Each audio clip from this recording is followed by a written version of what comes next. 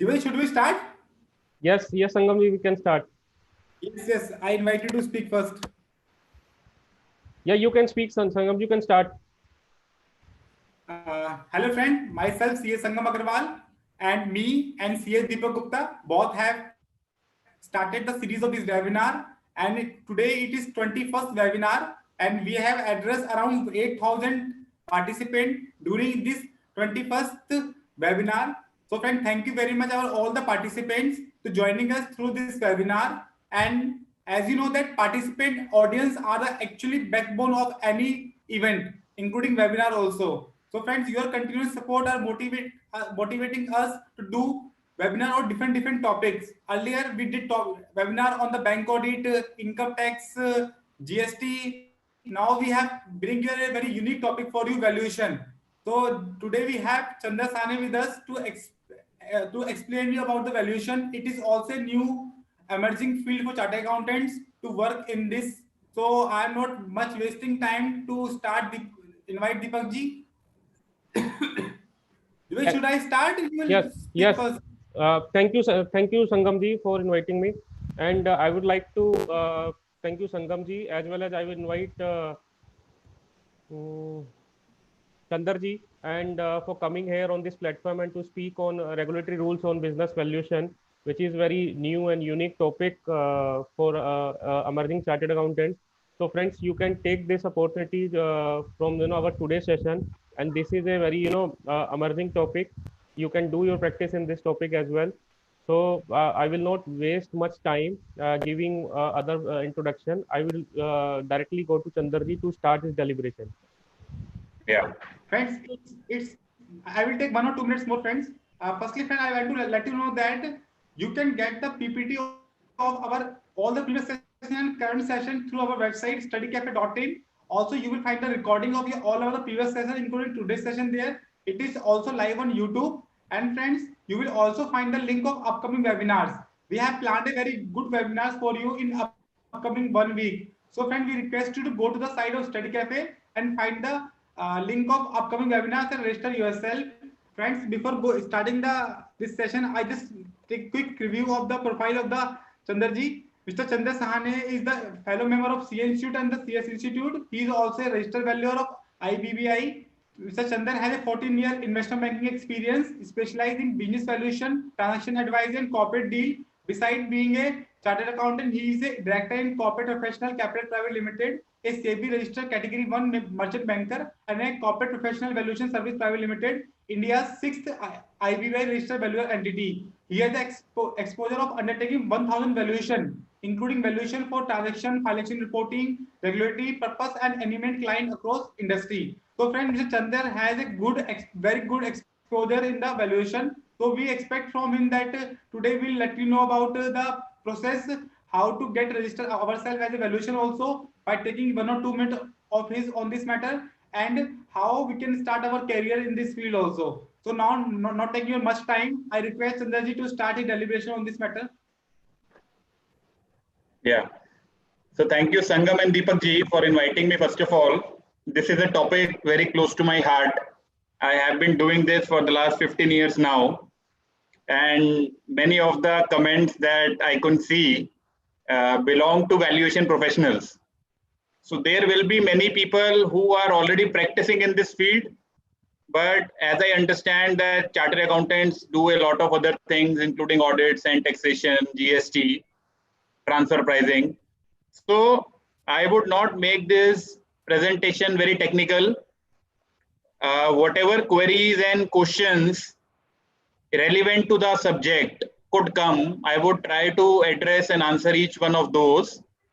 And then I would also give a flair about how valuation scenario is changing in India. Because if you look into it, we have been doing valuation for the last 6 decades. The first time we started doing valuation was in Wealth Tax Act 1957. From Wealth Tax Act 1957 to the registered valuer and the draft valuer bill, which is open for public comments now, everything is changing. We have been turning structured. Initially, we used to apply formula-driven methodologies wherein most of the valuers, if they apply valuation methods, the valuation will not change significantly. But right now, as we speak, the focus is on following the international valuation standards, under which a valuer is supposed to consider and apply most of the valuation methods, and then based upon the purpose of valuation, stage of business, size of the transaction, the methodologies have to be chosen. Also very important, as we are speaking in between COVID, so I would like to say that valuation would also now be linked with modeling part of it, because whatever financial models were made prior to March 2020, all needs to be changed. If you just apply a discounted cash flow valuation based upon what the client has given you projections, 20% industries are positive still, like pharma industry is positive, like there are a couple of more industries, FMCG is positive, because everything else is shut in India. So online education, if you look into it, that online education has hit like anything. I mean, I was looking at one debate. edX is one international platform, and edX has seen 1000% growth in India in the last 15 days. So whatever is online, whatever is asset light is again in the season, but season like hospitality industries or other industries, they have taken a big toll. So we would like to link the valuation with the financial modeling part of it. Mostly I have seen valuers do not give more focus to the financial model. They straight away go to a discounted cash flow method, a comparable company method. And there is so much to do, because unless and until you validate the model, I mean, you can see the markets are down 40% right now.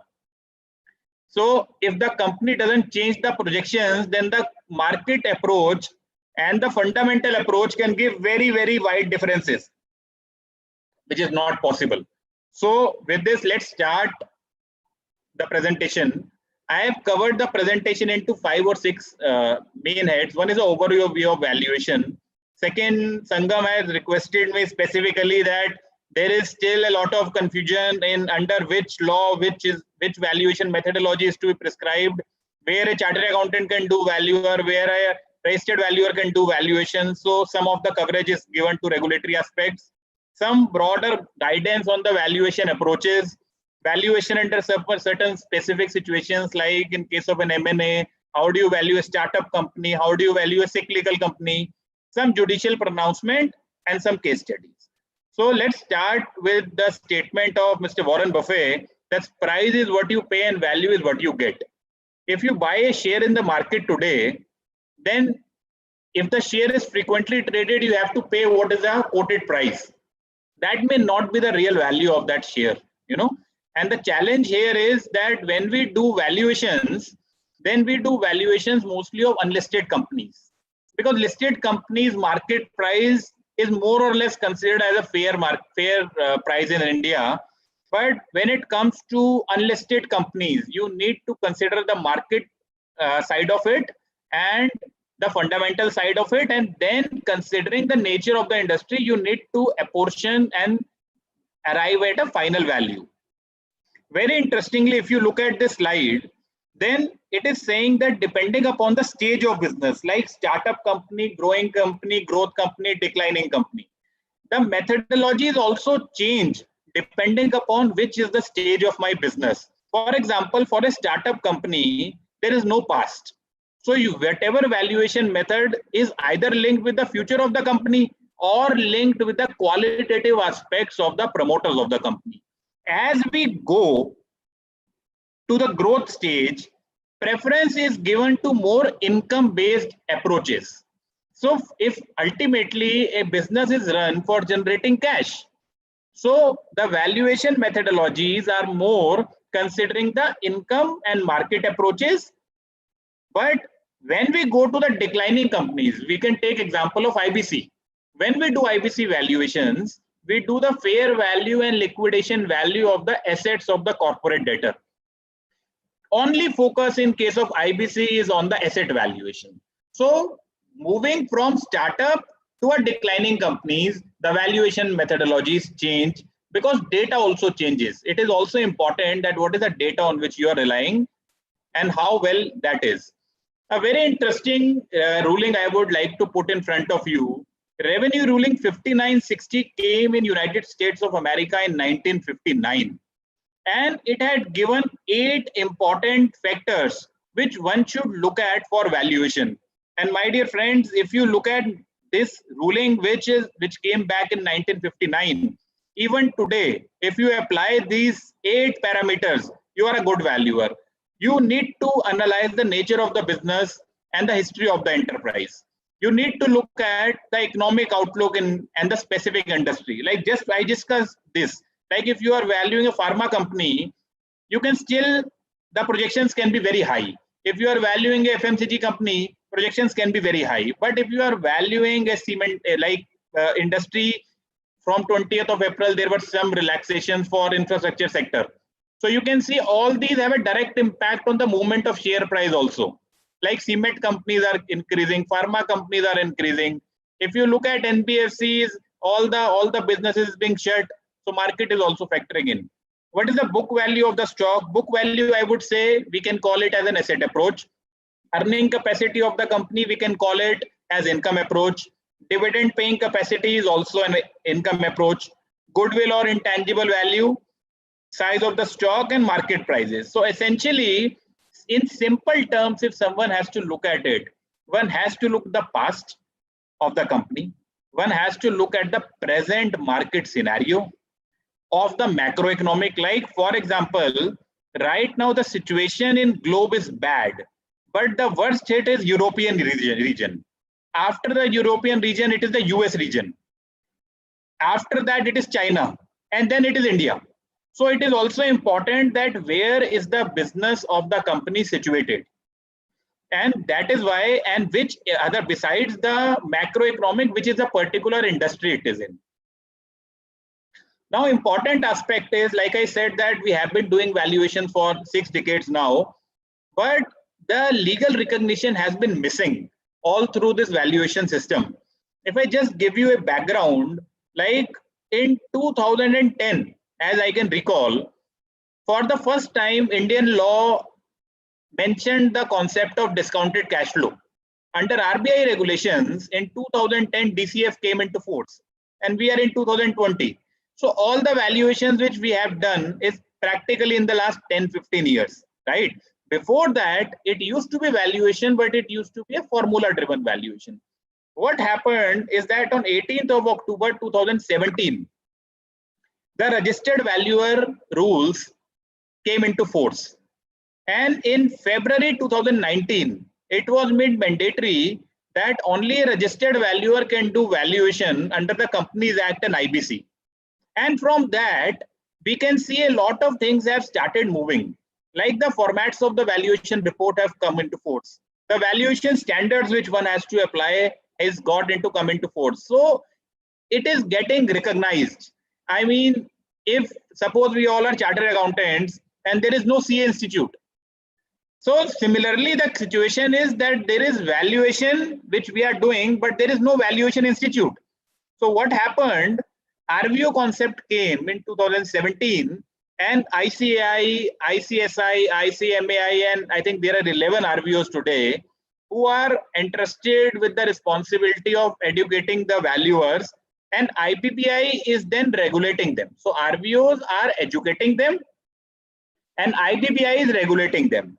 But if you look into IPPI, for IPPI also it is not the core area. IPPI came into for the purpose of insolvency and bankruptcy code. So IPPI took lead and set up this institute. So now, right now, going forward, what is going to happen is that a separate act of parliament is going to come. Draft Valuer Bill 2020 is already open for public comments. And each of the valuer is going to get registered under that central nodal agency. There will be some role of RVOs, but by and large, it will be educational. When there will be separate independent institute, then again, my view is that as it gets regulated, the respect of valuers is going to increase. And maybe like we are seeing that many chartered accountants are doing valuation, but still it is not their bread and butter. They are doing it as a side business. My view is that going forward, if you want to go into valuation, you need to give it your 100%. If you don't give it your 100%, there is a chance of error. And right now, the way the rules, even registered value rules are framed, the onus is on the valuers. There is even imprisonment provision under that. You may be required to give back all your money that you have charged as your professional fees. So the point is that there are still very limited number of business valuation professionals. I mean, as I know, it should not be more than 1,000 in number in entire country. Now 1,000 number, there are 3 lakh chartered accountants. Just think of it, there are 50,000 company secretaries, 50,000 cost accountants, other valuers are there. So asset valuers are more, the fixed asset, property, plant and equipment valuers, but financial asset valuers are still very less in number. So there is a scope to, if suppose 1,000 more players come into the market, yes, it is possible that the industry can absorb even that number of things. Only thing is, probably the law is not giving us another opportunity to make errors in valuation. So we need to be very clear of how we are doing valuation, because there are stringent and onerous responsibilities that are not coming with it.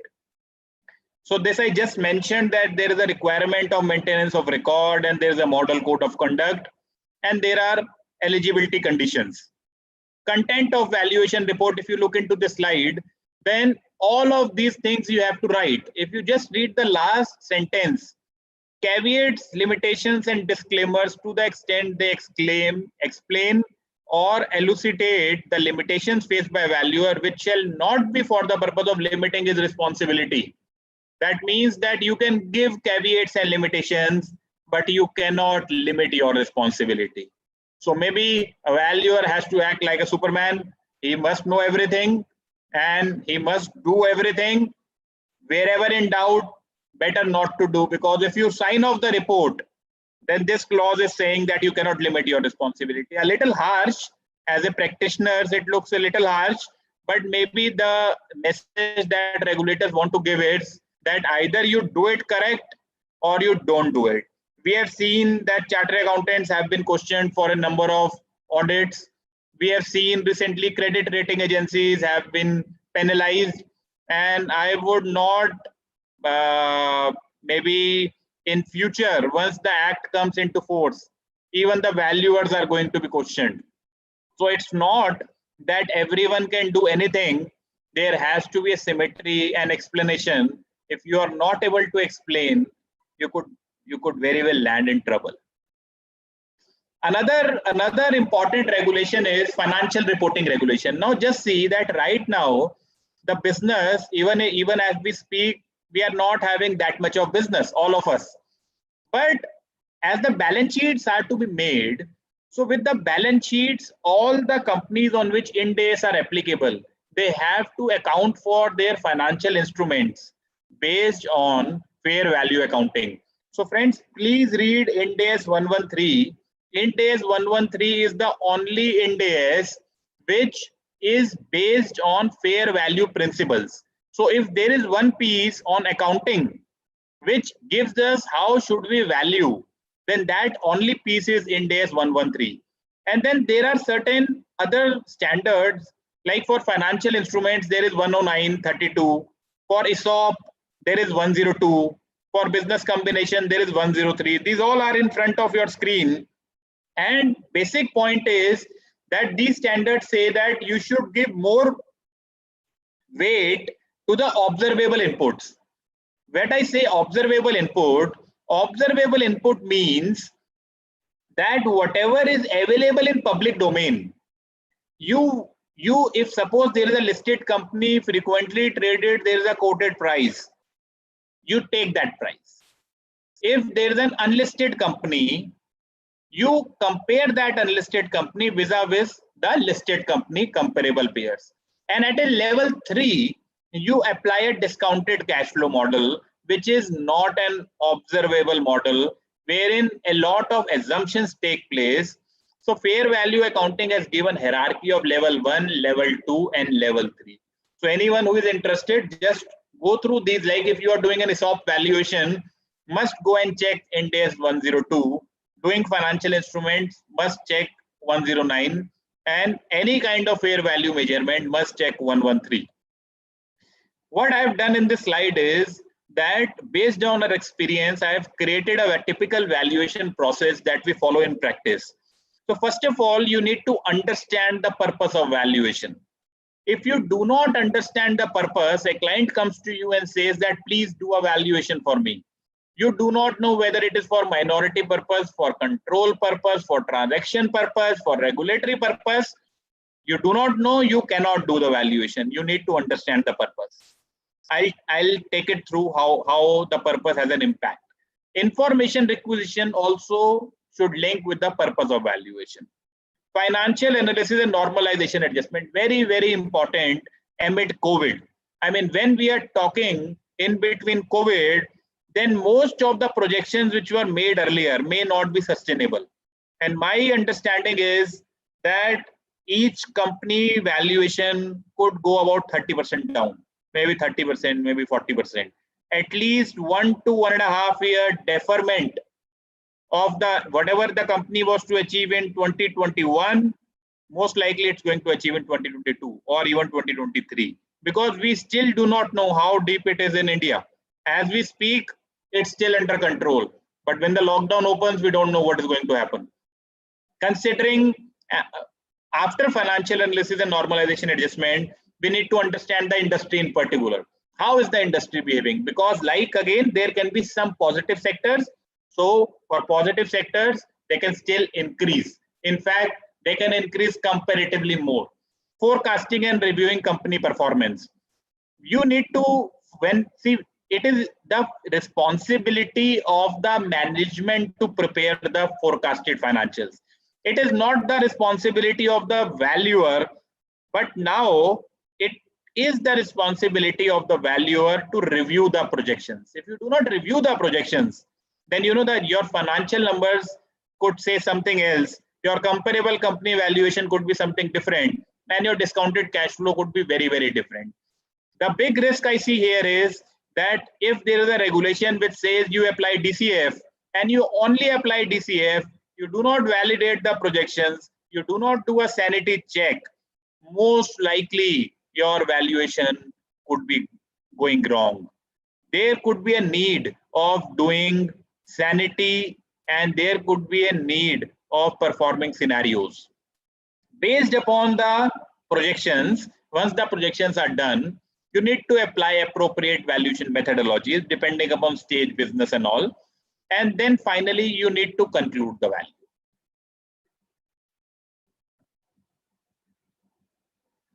So I am just for the interest of everyone, does it mean that market approach takes precedence over DCF? So it does not mean that market takes precedence over DCF, but all that I'm saying is that if you are doing a financial reporting valuation, then in that case, the hierarchy is prescribed. So yes, if the company is listed, you need to first apply a market approach. Registration process, I'm not going into. Few sanity checks for projections. First sanity check is you need to see what is the past performance of the company. What is the performance at which the top line of the company has grown. Second, the past may not be relevant and indication of the future. So you need to see the relevant industry today. If the margins have reduced, then how can you maintain at the same margins? Every company, every industry can have competitive advantages. You need to look at whether there are certain competitive advantages. So for sanity, one is the history of the company. Second is the present situation of the industry. And third is particularly that competitive advantages. A company another question is that client prepared the projections. So as a valuer, how do we cover? See, there are always two aspects of it. When we do DCF, we do a cash flow and we choose a discount rate. So discount rate is Brahmastra for the valuer. you need to choose it very carefully. You cannot change the projections. You can ask the company to rationalize it. Sometimes company managements do not understand it. You need to increase the discount rates. Even there there's a tool called as company specific risk premium. You can put it any number you want, because at the end of the day, if you do not correlate your relative valuation and your fundamental valuation, how much difference could be there? A difference could be about 30, 35, 40%. It can't be 200% difference in a CCM and a DCF method. So you need to look at that. I would say that business valuation is always beyond the numbers. Those who are entrants to the valuation profession, they always do valuation basis the Excel models.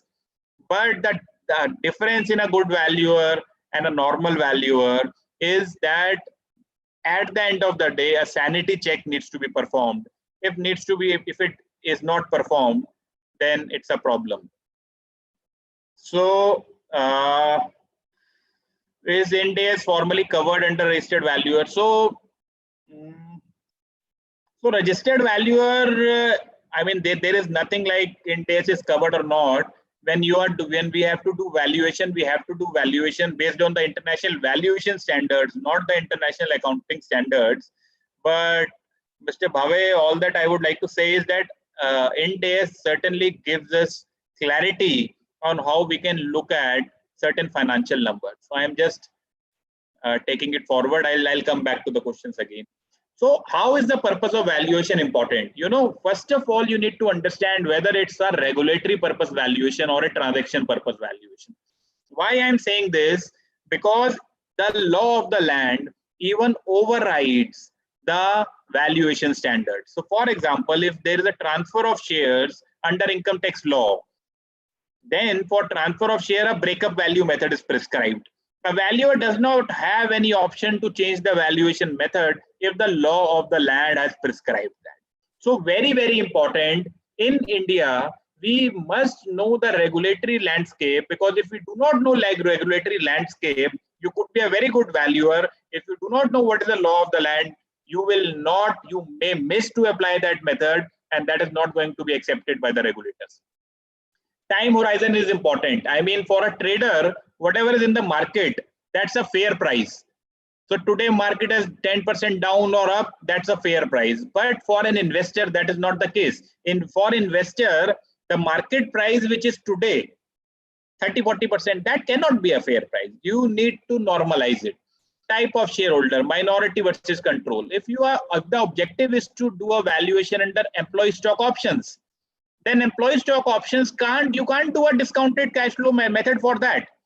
You need to apply certain discount for lack of control, because DCF is a controlling method. Maybe for ESOP, the best methodology could be a comparable companies market trading multiple method. And another thing I have observed is that enterprise value and equity value, people sometimes do not differentiate. Enterprise value is the value of the company, and equity value is the value for the equity shareholders. So if I just come to regulatory valuation, which is very, very important, then this slide gives us a summary of which all regulator has prescribed a methodology. I have given the presentation to the organizers. They are going to upload it, so you can just look at it properly. But when you issue any shares, then you need to value under income tax, you need to value under company law, you need to value under SEBI law, you need to value under RBI. RBI comes into play when there is a non-resident. SEBI law comes into play when there is a listed company. Company law comes into play in all cases. For all cases, company law valuation is required for unlisted companies, and only a registered valuer registered with IBBI is authorized to do this valuation. Under income tax, there is again fresh issue of shares. If you apply discounted cash flow method, only a merchant banker can do that valuation. No other person can do that valuation. For transfer of shares, RBI, again, non-resident is involved. ODI is when we are investing outside India. FDI is when the money is coming into India. Income tax law, when we transfer the shares, it is a minimum benchmark. When we transfer the share, the applicable section is section 56 to 10 read with rule 11 UA, and that prescribes a breakup value method. When we go to fresh issue of shares, it is section 5627B, read with rule 11 UA. And that says that you can either apply an NAV method or you can apply a discounted cash flow method. When DCF is applied, you need to mandatorily take a merchant banker's report. Under IBC, valuation is mandatory. Even we have seen banks asking for valuation under pre-IBC cases. The difference between IBC valuation and other valuation is that IBC valuation asks a valuer to value the assets of the company. It does not ask a valuer to value the company in itself. So when we say assets, the assets are fixed assets and financial assets, and both are valued. Fixed assets could be plant and machinery and land and building, valued by two different category of valuers. Financial asset is valued by financial category of valuers. So if you look into it, that the business combination. So business combination, again, when you go through a scheme of arrangement, you need to follow SEBI regulations. And SEBI has prescribed valuation methodology. In fact, SEBI has prescribed valuation formats. So you need to follow those particular formats. And ESOP and sweat equity, 2 times you need valuation under ESOP. When you issue the ESOP, it is grant of ESOP. So when you issue the ESOP, generally ESOPs are issued at less than fair market value. So if suppose Sangam is working in a company and his company wants to issue him ESOP and the market value is 100 rupees, Sangam is not going to pay 100 rupees. For keeping him motivated, we will give him ESOPs at 20 rupees.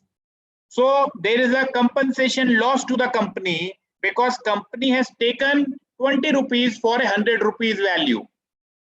So that 80 rupees difference will hit the P&L account of the company, and that is called as compensation cost, which needs to be apportioned over the vesting period. So ESOP first valuation is the compensation loss, wherein we also apply a Black-Scholes model. Black-Scholes model is an option pricing model, which is applied in case of grant of options. Second, when the exercise of option takes place, then at the time of exercise of option, another valuation is required, which is to be mandatorily required and taken from a merchant banker. So there are many slides which are going, but any specific questions which are coming for the regulatory, I can answer that. A few questions is how to get market comparable for private limited company. Yeah, so for a private limited company, you need to find the comparable companies. The best way I see is that first of all, you need to see the industry classification, under which industry your company falls. It could be an NBFC industry, it could be a pharma industry, and there can be sub industries. So another aspect of it is that if you know that there is a concept of NIC codes, National Income Classification Codes, that NIC codes classify all the companies. So if you file the annual returns, then annual returns have that NIC code. Just ask the NIC code from the company and look into any database or even BSC for finding that similar NIC code. And once you find that NIC code, all the companies falling under same NIC code could be considered as comparable companies. So one, you can consider the industry as a whole. Second, you can compare a particular NIC code. My observation here is, I have seen valuers, like for example, you are valuing a IT company. One of the valuer can take Infosys as a comparable and multiply. Another can take a TCS as a comparable and multiply. The problem in this is that the industry is very wide. Unless you cover all the companies which are frequently traded and have the same risk and return characteristics, your valuation can go very biased. That is why one approach that we follow in practice is that we take out as per NIC code and we take out as per specific industry classification, and then we take a median of that. There are so many companies, mean and median are two options. Median is the middle number, mean is the average. So when we do average, maybe it can tilt towards a higher or a lower number, but median takes a middle number. So I hope I have answered this question. For right issue, do we need to undertake valuation? For right issue under Companies Act, there is no need to take valuation. However, if there is a non-resident involved, then you need a valuation, number one. And number two, under Income Tax Act, when you are doing a right issue, then if there is a renouncement of shares, then section 56 to 7B can get triggered. So if the shareholding pattern is not getting changed, you may not require valuation under income tax, and strictly it is not required under Companies Act. Will registered value report be accepted under Income Tax Act? So again, there are if you look at the slides going forward slides, at some places it is not written who can do valuation. When it is not written who can do valuation, in my view, anyone can do valuation. So for example, in case of breakup value method, it is not prescribed section 56 to 10 who can do. So in my view, even a chartered accountant can do, even a registered valuer can do. So Sangam, I'm just more interested in their questions. I want them to take home. I mean, this is the basic objective. We can speak anything, but I'm just trying to make it interesting. Can a company having turnover of, so basically you need to apply certain filters. Each company is not a comparable company, but yes, you can say, because you know, the problem is generally when we do unlisted companies, those are very smaller companies. So when you cannot compare that with larger companies, so you can take small cap companies and maybe you can say 1 to 5 times of turnover you can take, even 1 to 10 times you can take. Turnover is not the only criteria. Even if we apply transfer pricing, if you know, then transfer pricing, there is a concept of FAR, function, asset, risk, and characteristics. So you have to look into the assets, you have to look into the profit margins, you have to look into the capital ratios. It is not only a particular. So I am impressed by the kind of queries which are coming. I mean, really, there are people who want to understand these aspects. Okay, how can diversified company be valued? See, when you value diversified company, a diversified company is into 2 or 3 or 4 business models. So we do a sum of the part valuation for diversified companies. It is not a single consolidated valuation. It is SOTP valuation, which we do for diversified company. Sometimes the value, it depends, the diversification. Sometimes, you know, the market price could be 100. When you do SOTP valuation, it could come at 150 rupees. That is why demergers happen. Corporate restructuring scheme, if you look at the Reliance value, which was there pre-demerger and post-demergers, I mean, it is 10 times because there are different companies which keep on getting the valuation. Okay, so many questions. I'm just continuing for the session. A lot many queries would get addressed, I believe.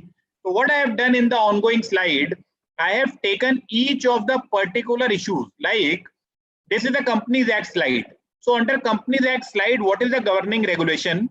What is the valuation methodology and who can do valuation? So like in this case, there is a clearly registered valuer mentioned. So only a registered valuer can do valuation. Income Tax Act, I have divided into issue of shares and transfer of shares. We just discussed DCF or NAV method. Who can do valuation for unquoted equity, SEBI registered merchant banker where DCF is prescribed, for unquoted chartered accountant or SEBI registered category 1 merchant banker, other than equity shares. There is nothing written for equity shares. So for equity share, unquoted shares, issue of unquoted shares, if you are doing, and there is a transfer of shares, then you can do. Any person can do. If you look at this, it is not prescribed. Who can do valuation? So even a registered valuer can do. But with our experience, we have seen that income tax have a bend towards merchant bankers.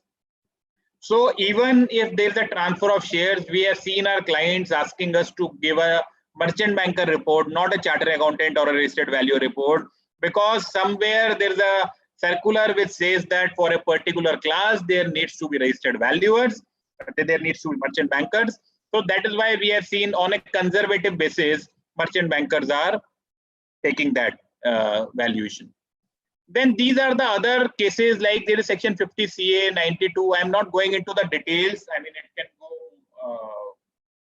boring, but section 9 indirect transfer. These are all you can go through when you go back. You have a lot of data to see. These all valuations are done in practice. Again, in RBI, FDI, ODI, the valuation who can do is a chartered accountant, merchant banker, cost accountant. Registered valuers are not authorized under RBI so far. Again, a question comes is that there is a requirement of valuation for buyback. So if you look into the company law provisions, that company law provisions say that you need to give a basis for determination of buyback price. There is no particular requirement of valuation as such. You can form a basis your internal assessment, or you can also procure a valuation. It also depends that, you know, larger companies or companies where stakes are involved tend to take valuations even when there is a doubt. Smaller companies take a call, they may take, they may not. When it comes to income tax on buyback, question is that whether under buyback there needs to be buyback tax.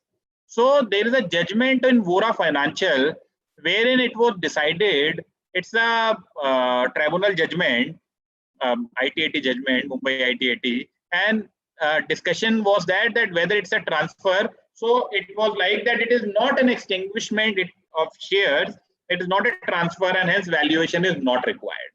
So tribunal cases can always be overridden. So again, a call needs to be taken. SEBI regulations, whenever SEBI regulations come, SEBI segregates the shares into two parts: frequently traded shares and infrequently traded shares.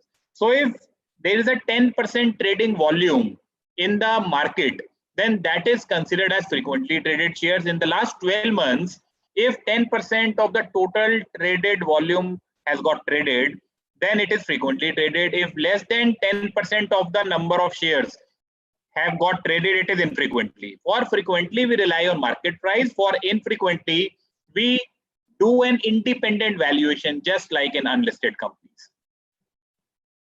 And then let's come to takeover code. So for takeover code, when there is transfer of share, there is again 60 days volume weighted average price. In fact, today only SEBI has brought up a consultative paper, and that consultative paper has asked for relaxation of the preferential allotment guidelines. See what is happening, that markets has gone significantly down. About 40% dip in market is seen in the last 2 months. So the private equity players are interested in buying the stakes of Indian companies. They have given a representation to SEBI that we can buy, where we cannot buy based upon the 26 weeks volume weighted average price. So what they have requested is to change the 26 weeks to 2 weeks. Even in case of QIP placement, the methodology is 2 weeks, not 26 weeks. So SEBI has just issued a consultative paper and asked for public comments, because ultimately the regulator also need to change now, considering the market dynamics. Very, very interesting slide. Valuation under M&A. What happens under M&A? That we do not do an absolute value of two companies. One company is a transferor company, another company is a transferee company. Now transferor company is merging into transferee company. So there is a share swap ratio which needs to be calculated. As per SEBI norms, if there is a listed company, valuer has to mandatorily prescribe valuation as per all three approaches: asset, income, and market approaches. Mention which approach he has mentioned, used, which approach he has not used. Unless and until a valuer mentions all the three approaches, the valuation is not going to be accepted by the stock exchanges. And a fairness opinion is required from a merchant banker. Most likely, if the valuation is not in the prescribed format, it will not get the fairness opinion as well. Another aspect is purchase price allocation. What happens that when you acquire a company, suppose there is a company wherein the assets are, the book value of the assets is 100 rupees and the acquirer pays 150 rupees. So 50 rupees extra you have paid. Before Ind AS, what used to happen, that 50 rupees used to go to goodwill. But once Ind AS came into force, that 50 rupees needs to be apportioned into intangible assets. So you need to look at the category of intangible assets. You need to look into whether there is a brand, whether there is a customer contract, whether there is a technology, whether there is any other intangible which can be identified, and basis that out of 50 rupees you are going to give, say you can attribute 40 rupees to intangibles. Then the remaining 10 rupees will go to goodwill. Just to give you the slide, this is a case taken from Infosys balance sheet, wherein the carrying amount was 47 rupees. 120 rupees. So when the value was given, the value which was given, total value was given 1398, and 1398 value was apportioned between intangible assets. So they value technology, they value trade name, they value customer contract, and whatever difference 1078 was left to the goodwill. So goodwill is always going to be a balancing number. Another interesting scope of restructuring is there in case of sweat equity shares. Because sweat equity shares, you can issue, if you do not want to take money from a person, how can you issue shares? You can either issue shares as ESOPs or you can issue shares as sweat equity. The point is, you cannot issue sweat equity to everyone. There are rules and guidelines for that. So under sweat equity, in addition to the value of the company, there is a value of the person whom that number of shares are being issued. So there are two valuations in sweat equity. And again, for listed companies, there is a merchant banker requirement. For unlisted companies, there is a registered value requirement, which is there. ESOP, we have discussed, there are 2 times valuation required. One is at the time of grant of option, another is at the time of exercise of options. Valuation for financial reporting, we already covered. In Ind AS 113, we need to apply. Valuation for IBC, we covered. There is a concept of fair value and liquidation value. You need to again follow the internationally accepted valuation methods. 2 valuers are given the mandate and the average of the value is considered as the fair value.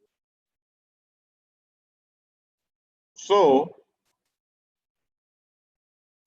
Sangam, how much time we have? Any restrictions?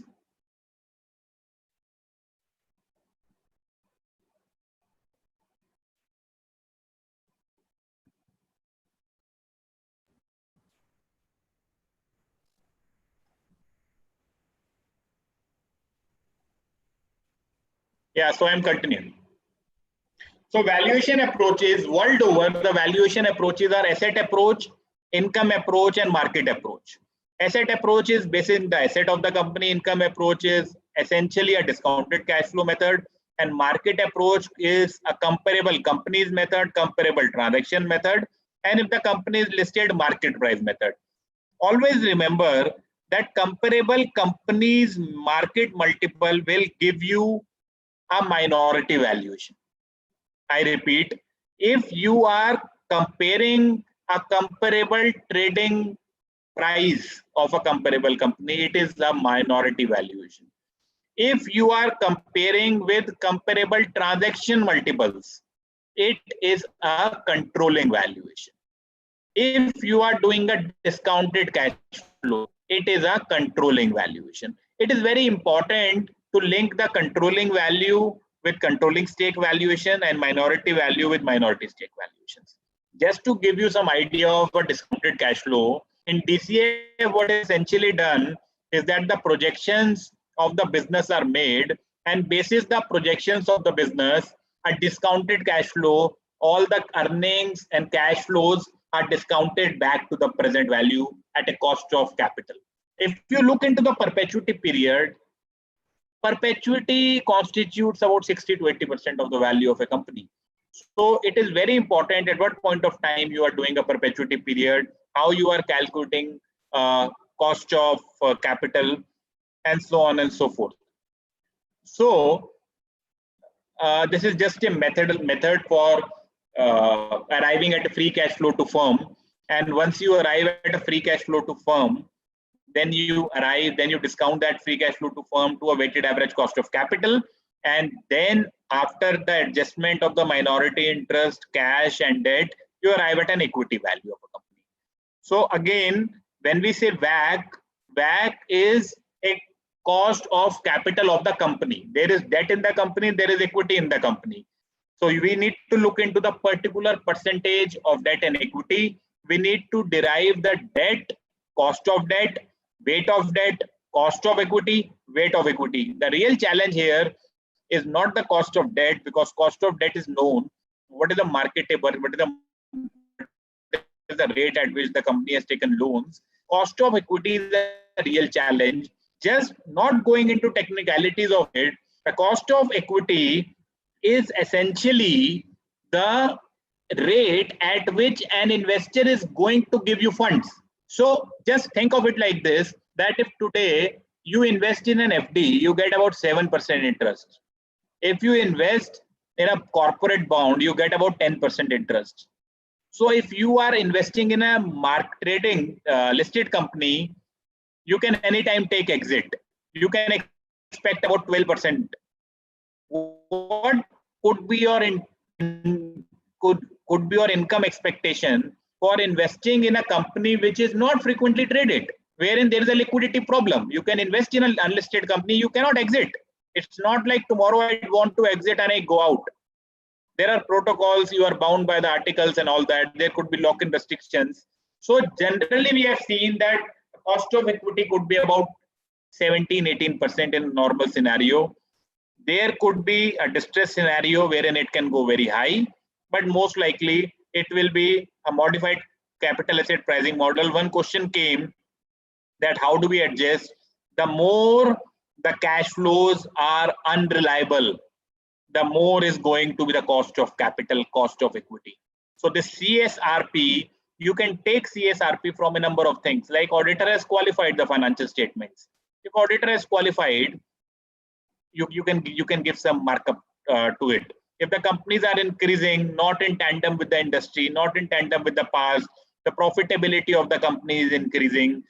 One very important ratio to equate a DCF is a fixed asset turnover ratio.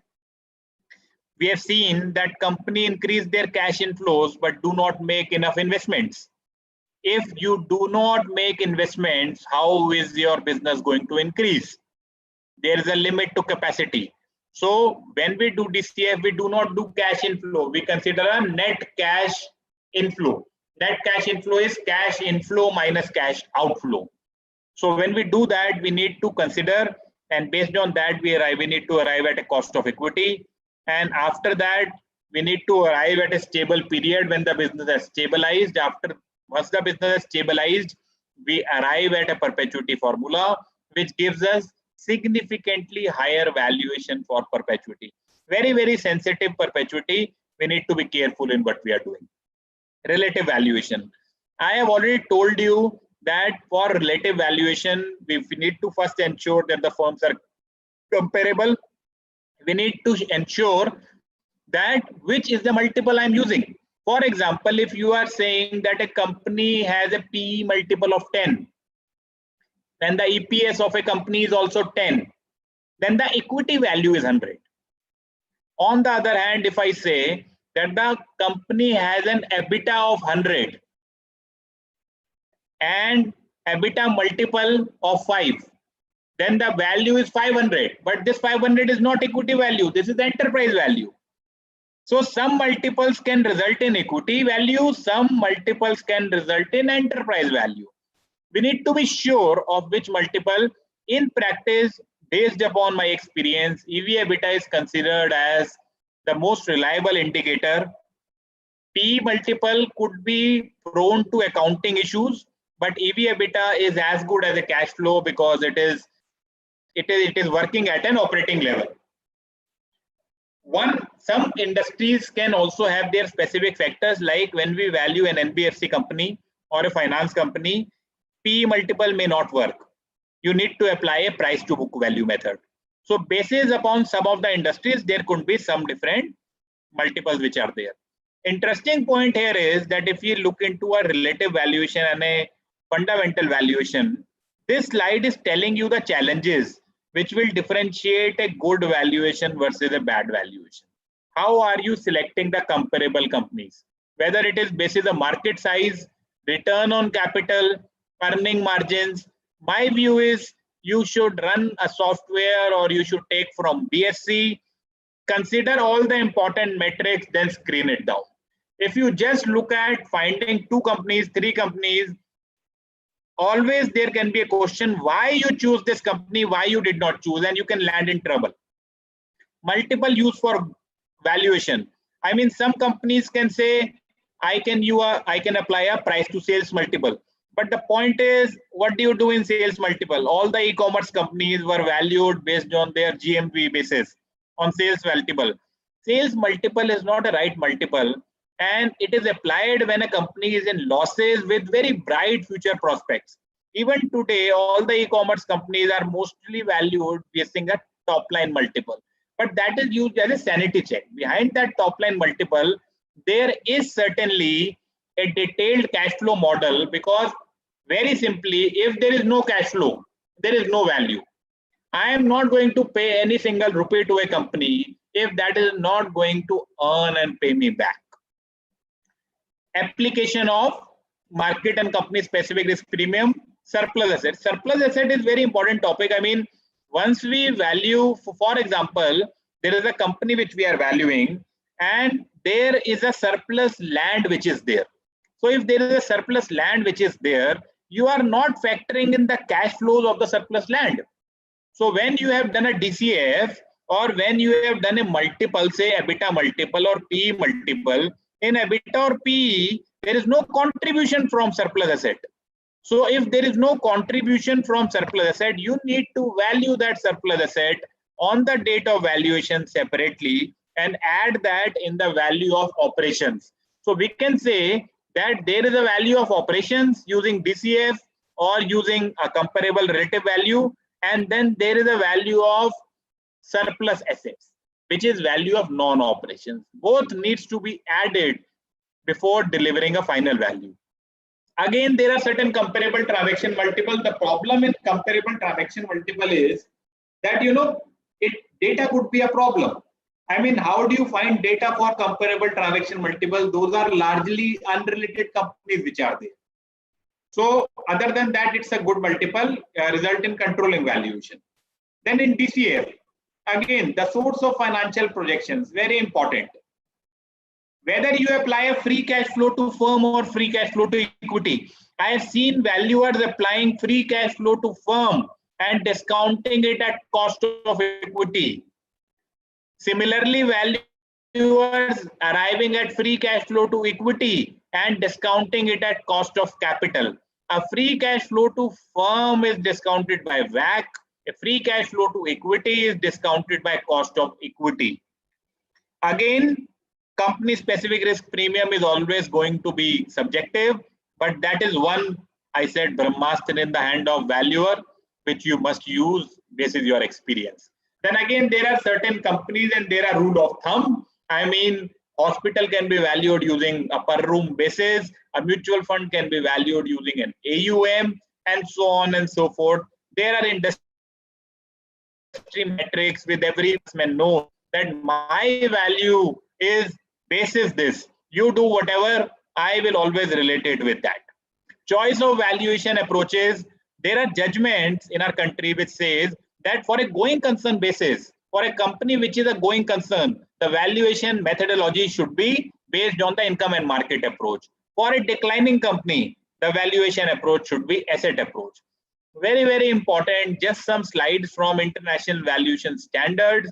And it says, if you read that para 10.5, para 10.5 says that it is a valuer's responsibility to choose the appropriate method. Very, very important. You cannot say, for example, there is a power plant. If the power plant has a power purchase agreement, you must do a valuation based on the cash flows of the power plant. So you can't say that I do not have the data. It's a ticklish thing. I mean, sometimes we do not get data, but remember that IBS says that it's the value or responsibility to choose the appropriate method. Again, 10.7, we should use observable market inputs. This slide I have just explained to you that if you value book value basis, it gives you equity value of a company and minority value. If you consider the fair value of assets, it gives you control value, but again the equity value. Some multiples give you equity value, some multiples give you minority value. But so long as the multiples are trading multiples, the valuation is always minority in nature.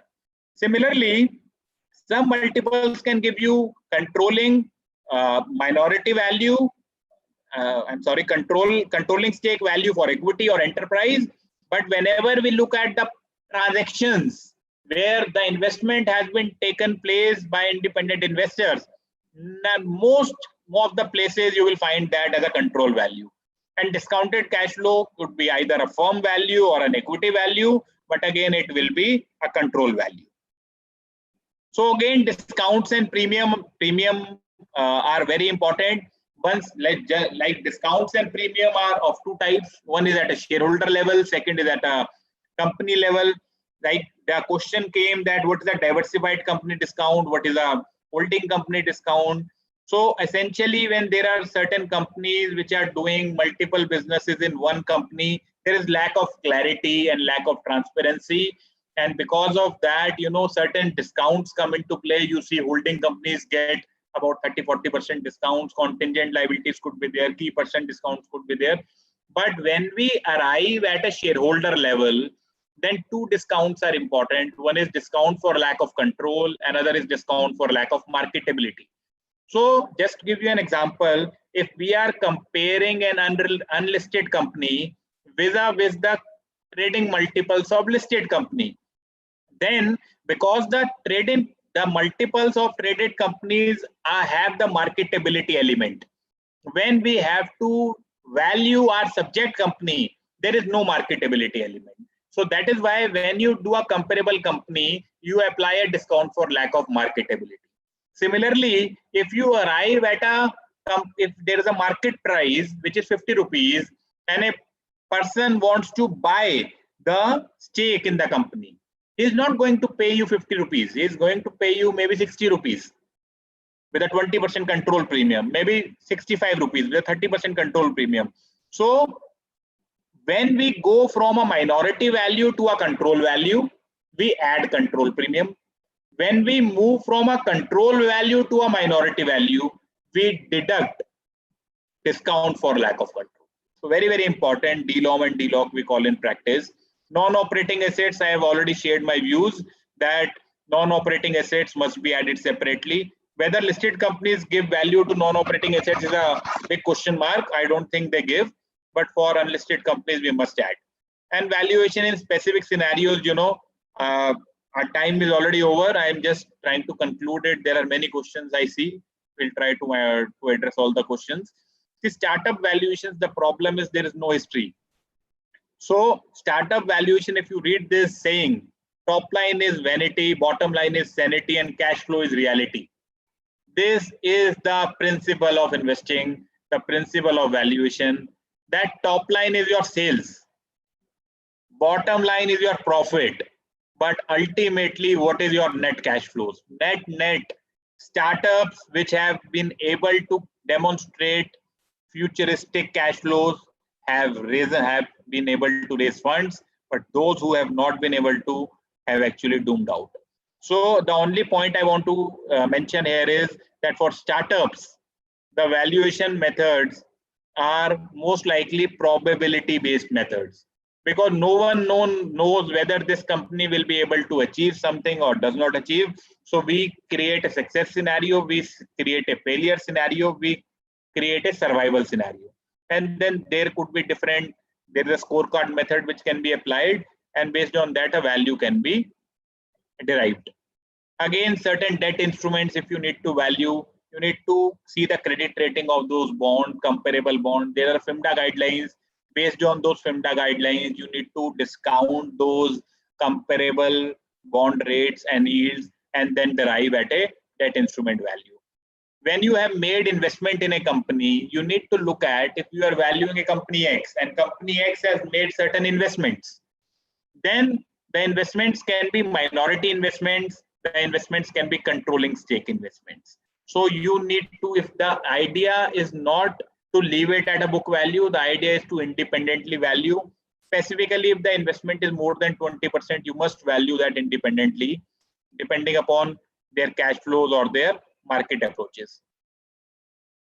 Again, some accounting practices could be there, macroeconomics, microeconomics could be there.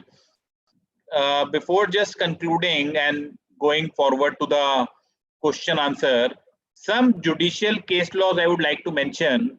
See, first of all, the principle of valuation is that if a valuation has been performed by a competent expert who has credibility in performing valuations, it should not be questioned.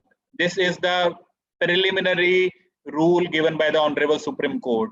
However, recently we have seen that the income tax officers have started questioning the valuations and most likely the discounted cash flows valuation. So if I just give you example, like Delhi IT80, there is this judgment in agro portfolio, and the ground of rejection was that the valuer was not able to verify the projections given by the management. Again, in DQ Entertainment, what the transfer pricing officer did, that he replaced the actual numbers with the projections. Obviously, there is always a difference in projections and actual numbers. But here, the point was that it is not a correct judgment, because ultimately you need to see all the facts and figures on the valuation date. There is a sanctity of valuation date. What happens after that may not be known to you. So you need to substantiate everything on the valuation date. So with this, I have concluded my session. My coordinates are there. Any person who have any query can get in touch with me. And I think we can take up the Q&A now. There are many questions which I see. So one question is, see, process of registration, you can go to the IBBI website and check. That is ultimately you need to have a 3 year of experience as a registered valuer, as a chartered accountant. And then if you have 3 year experience, you need to undergo a 50 years training, pass an examination conducted through IBBI. Once you pass that examination, you forward it to IBBI. It takes some 2 months process. Sometimes the examination can take some time also. Okay, so valuation of equity share is not very clear in case of existence of multiple equity and preference classes. So Akila, if you look into my presentation slides, it is amply clear. It is written that how you need to value equity shares, how you need to value preference shares, and if you have to value equity shares, then the rule of discounted cash flow is relevant. If you need to apply preference shares, then you need to do valuation as per a price at which it can be sold in open market. Just go through the slides, you will get to understand. Startup valuation, I have given some perspective of how you need to do it. Whether for valuation of convertible instruments, merchant banker is mandatory under Income Tax Act. So Gandharv has raised this question, who is already doing valuation. So I would say, why not take a merchant banker valuation? It is always helpful for income tax, I said earlier also. But if you look into strictly, I am also not very sure on this, because convertible instruments have a for equity share, there is a requirement of merchant banker. When you are saying convertible instrument, it could be a share other than equity share. So you need to follow that open market guidelines. But again, in open market guidelines for convertible, if you issue DCF, a view could be that yes, merchant banker should be there. Okay, so if we are following market approach for fair value of equity share as per 113, Mr. Sanjeev Doshi. Okay, in view of the current situation, quoted price have reduced by almost 50%. Whether we can do an appropriate adjustment to quoted prices as per para. So yes, Sanjeev ji, my view here is that law is telling us to apply a level 1. Law is not telling us to take for 1 day or 1 week or 2 weeks. So there needs to be some application of mind for the valuer. And yes, in my view is that we can very well do it. What is a relevant period is difficult, but yes, you can do it. What would be the probable impact of cost of equity? Shyam Sharma. So Shyam, probable impact is, see, very interesting if you look into it. What is happening that the cost of equity per se is going down otherwise. How do you calculate cost of equity? You calculate using risk-free rate and a risk premium. The risk-free rate is reducing. All the rates are reducing. So the only way is that you need to increase your risk premium, because at a logical level, your cost of equity must not be less than the pre-COVID scenario, maybe 1 to 2% higher. If you do not add your risk premium, it may not be correct. So simply speaking, it should be less than that. It should be more than the pre-COVID scenario. One question for valuation, Nirav Gala. Can we assume post-money valuation less investment amount as pre-money valuation? I don't understand your question, because when you are issuing fresh issue of shares, in case the application money has already come into the company, then you can reduce that by, if you are calculating the existing number of shares, because we do not know what is the value at which new shares will be issued. That is why we are deriving the value. So we need to consider the fresh number of shares, and so whatever is the investment amount, you can reduce that. In that sense, this gives answer. What is the usual DLOC and DLOM that we may take? Amardeep. Amardeep is asking a lot of questions. He otherwise also asks offline also, he asks a lot of questions from me. So Amardeep, my view is that 15% DLOM and 30%, 20 to 40% in fact DLOC. So control premium could be, so DLOC could be 20%. If I say control premium is 25, then it's an inverse of that. 1 divided by, that is how you calculate. So maybe 20% DLOC, 15% DLOM. But again, very subjective. Please share risk in ESOP valuation, Mr. Dharmesh. I do not understand what is your question, Dharmesh. You need to again re-ask your question. If one doesn't have 3 years of experience, what other options are available? So Nitin, you cannot get registered as a valuer as a registered valuer. But interestingly, what is happening, that under the draft valuers bill, which is open for public comment, now they have created an option that even a class 12 person can get registered by enrolling in a full-time course. So there is a full-time course which you can enroll after +2. If you are graduate or a chartered accountant, then after that you can enter into a diploma course. If you are already a registered valuer, you can migrate. So as of now, under registered valuer, less than 3 months, 3 years experience, not possible. You cannot get registered. Under the upcoming valuers bill, you can certainly do it if you do not have experience. Okay, I am seeing job how approach for making a okay. Chandra, I think we are ahead of time. So let's conclude and go on the last session. That's the vote of thanks session of this session. So in today's session, we take around 62 queries.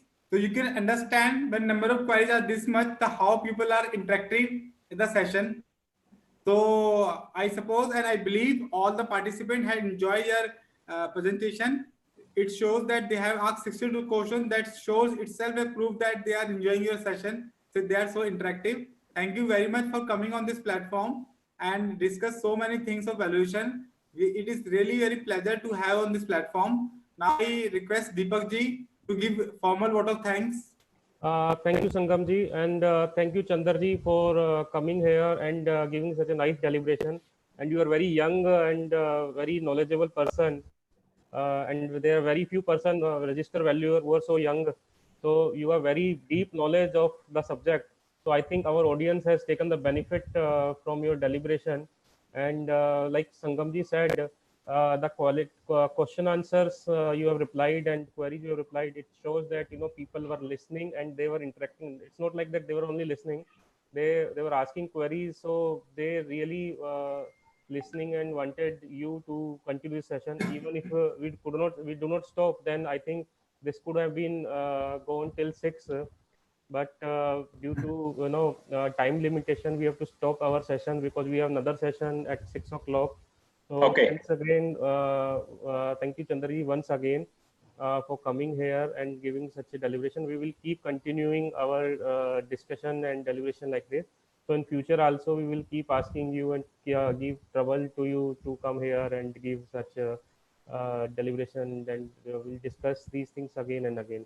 Thank you once again, and thank you Sangam ji, because संगम जी और मेरा तो आजकल video पे ही हम पूरे time बैठे रहते हैं 11 से शाम के 6-7 बजे तक, या बल्कि 8 बजे तक संगम जी, है ना? So we keep watching each other from 11 to 8 like this. So after half an hour we again have to meet. So and friends, just want to remind you that 6 o'clock we have our international taxation 4th day class. So keep ready for that, and request you kindly come on the time.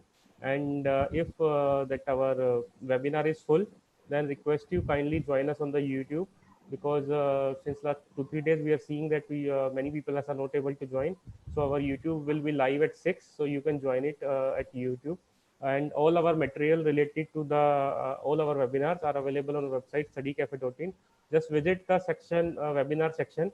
You will get every details about webinars, like previous recordings, live sessions, as well as the background material. And this PPT also of the Chandanji, you will get it on our website, because I know once this deliberation will over, you need the PPT. So Sangamji will share the PPT with me, and I will share it on our website. So you will get the PPT there. All our material will be there. So keep visiting Study Cafe. And I think WhatsApp group, Sangamji, what should we do? There are 3-4 WhatsApp groups. It's already full. We'll discuss later on. Okay. Chalo, thank you. Thank you, friends. Thank you. Bye. Thank you. Thank you so much for giving me this opportunity. Thank you. Thank you. Yeah. Thank you very much.